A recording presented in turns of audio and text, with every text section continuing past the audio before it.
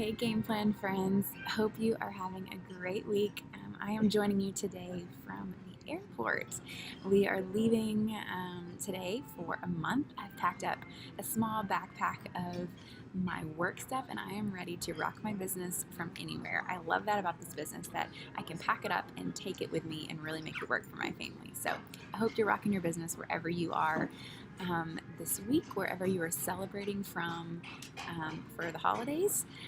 Today we are talking about strategy. This is one of my favorite chapters because it's something that I wish I would have known more about in the beginning. It's something that is super important, and that if you can get a great grasp from the beginning, you can really build quickly. So Sarah does a great job in this chapter explaining like PGV and how many legs you need and what that looks like with your check. She does a great job really breaking that down. So today I'm just going to share with you a few things that I've learned along the way, some personal things, some things that I've seen within my team that have worked really well. First, I would say if I could do it all over again, I would have made a list. I would have made 6 lists. So if you are a new builder, even if you've been building for a little bit, I would encourage you, grab some paper, get a pen, and make these lists. So as a diamond, you need 6 legs. So that would be 6 people on your level 1 who are building underneath you, who are growing, who are building, who have OGV, all that stuff. So you need 6 of those. So a great thing to do is start thinking of your circles. And so think of this like 6 different circles that you're in. That could be maybe like your side of the family could be a circle. Maybe your spouse's side of the family could be another circle. Your friend's circle could be a group. Maybe you go to church somewhere and you have a circle of people there. Maybe you go to a gym and you have a circle of people. Maybe you have a job and you have a circle of people there. So that's 6 circles that you can start making lists for. So within those circles, I like to think of someone within that circle that I would like to work with, that I would work really well with, that I would maybe love to see blessed. You could think of a few different things. Maybe you want to think of someone who has a really great like business mindset, or who is already naturally minded. Many different reasons you could pick people. But then put someone at the top of each circle list. And then underneath them, start listing all the people in that circle that you know. So I almost said all the people that you think need oils. But we know that everyone needs oils. So everyone needs oils. So make those 6 lists, and that's going to help guide you as you start sharing with people, as you start teaching classes. That you can start organizing your legs in that way. And why is this important? So this could be important because down the line, you might have, say I started a leg with my side of the family, and I did. My mom is at the top of one of my legs. I made sure that my 2 sisters are in that leg, and my aunt is in that leg, so that when they're teaching classes, they can collaborate. They can collaborate, and they know, and like my mom knows that when she starts enrolling people, that it's not just for her. She's helping bless my sisters too. And so it just all kind of works together. So that's how I love to organize. That's how I like to encourage my team to structure their teams from the beginning. And it's a great way just to get your wheels turning about who in your life needs oils and who you'd love to work with long term. So one thing that Sarah said that I just kind of wanted to like debunk, she talks about like when you're choosing who you're going to build under. And she says a couple things like, someone who is like ordering 100 PV every month and they're on ER. I think those things are important. Anyway, she goes on to say, in worst case scenario, you could just choose a family member and start building under them. So I just want to debunk that. Like for me, that wasn't a worst case scenario.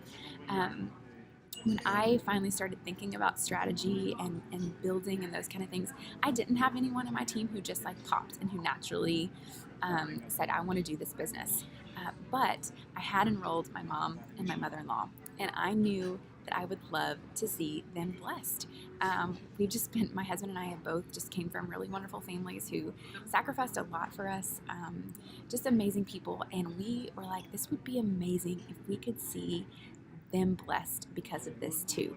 So I started building under them. I knew that they were loving their oils. They were both on Essential Rewards, and I talked to them about making 100 PV order every month, and that I would do the work because I knew that they weren't interested in building. They both said, that's not for us, but we want to support you. So I started building under them. I started dreaming about that, how we could bless them, about that willable income that I knew that they would have, that they could pass down to our babies or my sister's babies or my brother-in-law's babies. All of those things were big motivators to build under family. So we did that, and you know what? Now my mom has enrolled a few people. My mother-in-law is rocking her team. She is just crushing it. So you never know. You never know who's going to come out and say, you know what? This could work for us. This could be our new retirement plan. This is something we really love. So don't be scared to build under family. I just wanted to kind of debunk that. The next thing is, like I mentioned, for a while I didn't have anyone that looked like a business builder. So what does that look like whenever you're trying to be strategic? For me, most people aren't going to come into this saying they want to do the business. I was like, no way, I don't want to do the business. That's not for me. Most people that's going to be your majority. Rarely you will have someone that's ready to jump in. So what do? You educate, you love, you educate, you love. So we're going to educate those people from the beginning, nurturing a relationship, building trust. And then, you know what, that door is going to open for you to say, hey, I know that you would love to stay home with your babies. This is what's working for me, and it's been such a blessing. Can I share with you a little bit about the Young Living income disclosure and that opportunity?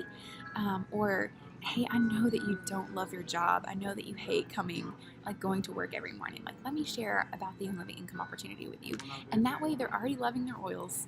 They're already on Essential Rewards. They see and trust you, and they know that you care about them, and then they're going to be open to listening to you. So if you're in a place where you don't have people who are ready to build, keep loving, keep teaching, keep sharing, keep educating, and loving your people, and those opportunities will come.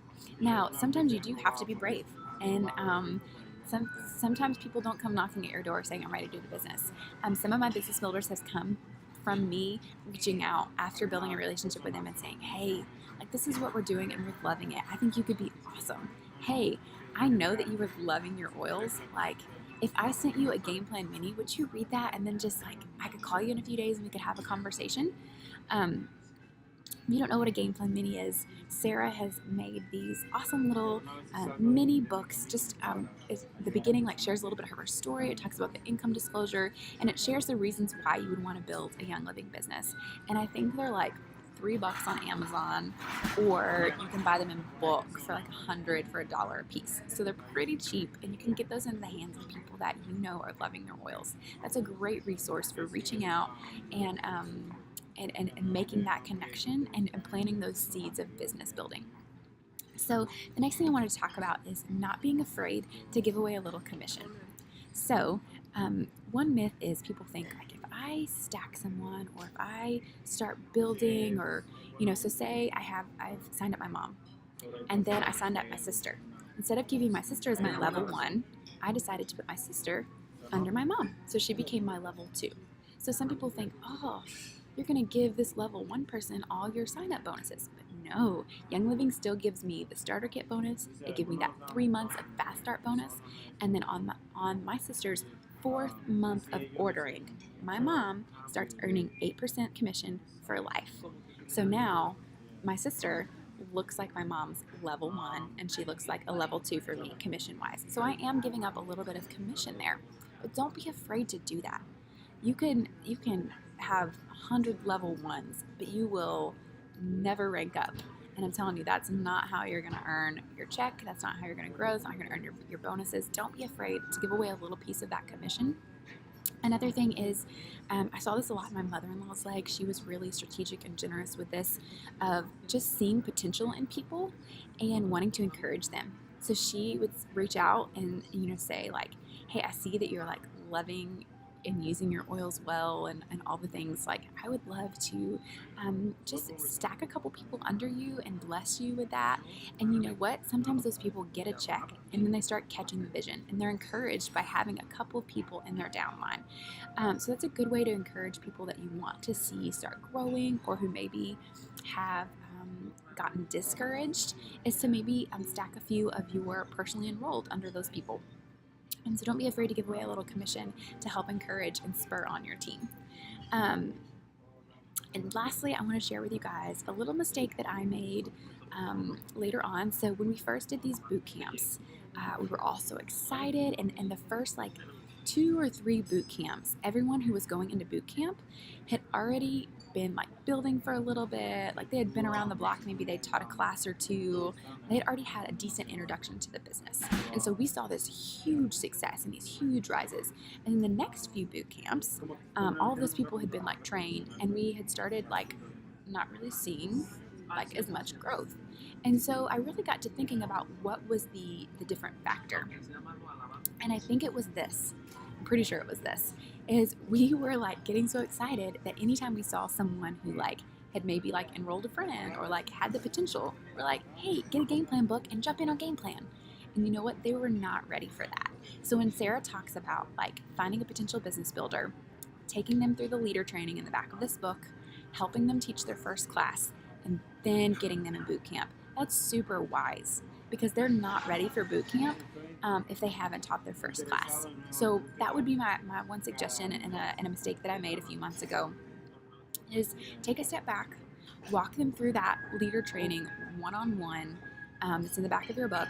Help them to teach their first class. That's huge. They're going to feel confident. They're going to know that they can do it. And then the boot camp's going to make a lot more sense. The last thing I wanted to just kind of comment was on page 160, Sarah says, if you're not happy where you are, fight for it. Roll up your sleeves, stop blaming others, get out there and bloom where you are planted. Switching teams or hunting down successful leaders won't make you a successful leader. You become a leader by getting in the trenches and getting good at connecting with people. The more you teach, the more you learn, the more you grow. Y'all, ultimately, we are responsible for our own growth. We are responsible for our teams. We are responsible for our own success. No one else. You've got great resources and great leaders to help spur you on. You have to catch the vision. You have to roll up your sleeves and do the work. And I know that you can do it. You can. Anyone can do this. So comment below with something you learned today. Maybe you have a question about strategy specifically to your team. Maybe something was unclear. But comment below with one thing that you learned today. Or share a question with us. And you guys have a great week. We'll see you soon.